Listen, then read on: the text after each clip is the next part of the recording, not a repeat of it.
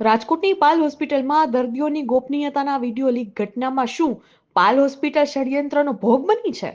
Doctor Sanjay Desai cyber ક્રાઇમમાં ફરિયાદ દાખલ કરાવી સત્ય બહાર લઈ આવવાની પૂરી ખાતરી આપી છે. પાલ હોસ્પિટલના લેબર રૂમમાં દર્દીઓને ઇન્જેક્શન લગાવતી વખતે કર્ટનનો ઉપયોગ શા માટે સ્ટાફે કર્યો નહીં? અને આ 100 માણસનો સવાલ છે.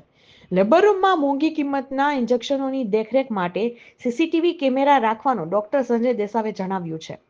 પાલ હોસ્પિટલ છેલ્લા 11 વર્ષોથી રાજકોટમાં કાર્યરત છે. ડોક્ટર સંજય દેસાઈ અને ડોક્ટર પ્રતીક્ષા દેસાઈ છેલ્લા 27 વર્ષથી આ વ્યવસાય સાથે સંકળાયેલા છે. ડોક્ટર સંજય દેસાઈએ સમગ્ર ઘટનાને લઈ તેમના દર્દીઓની પ્રાઇવેસી અને સલામતીને લઈને કહ્યું, અમે સપનામાં પણ અમારા દર્દીઓનું અહિત વિચારી ના શકીએ. સૌપ્રથમ તો આજે અમારા હોસ્પિટલના જે દર્દીઓ ખૂબ જ હાલાકી ભોગવી છે, જેમની તપાસ નથી થઈ શકી, એ સર્વે દર્દીઓ માટે હું ખૂબ જ દિલથી ક્ષમા ઈચ્છું છું.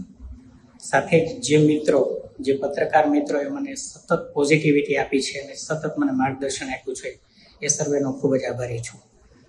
જે કંઈ ઘટના ઘટી છે અમારી હોસ્પિટલ વિશેની, એ ખૂબ જ દુઃખદ આઘાતજનક છે.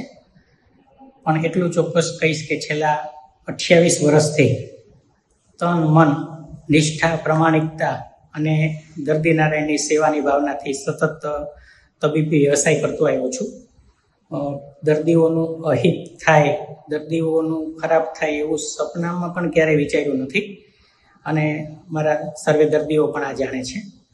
પણ આજે અમારું સીસીટીવી ફૂટેજ કોઈ અસામાજિક તત્વોએ હેક કર્યું છે અને એ સોશિયલ મીડિયા પર વાયરલ કર્યું છે અને એના કારણે અમે આજે બધા મુશ્કેલીમાં મુકાયા છીએ.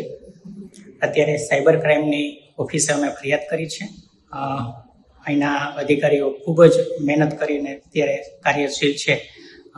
જે તત્વો છે એમને પકડવા માટે અમદાવાદની ટીમ પણ અત્યારે અહીંયા આવી રહી છે રાજકોટમાં, અને મને વિશ્વાસ છે કે ખૂબ જ ઝડપથી જે તત્વોએ આ હેકિંગ કર્યું છે એમને પકડી પાડવામાં આપણી સાયબર ક્રાઇમની ટીમ સફળ થશે અને વહેલી તકે શું ઘટના હતી એનું વધારે આપણને સારી રીતે માર્ગદર્શન જાણવા મળશે.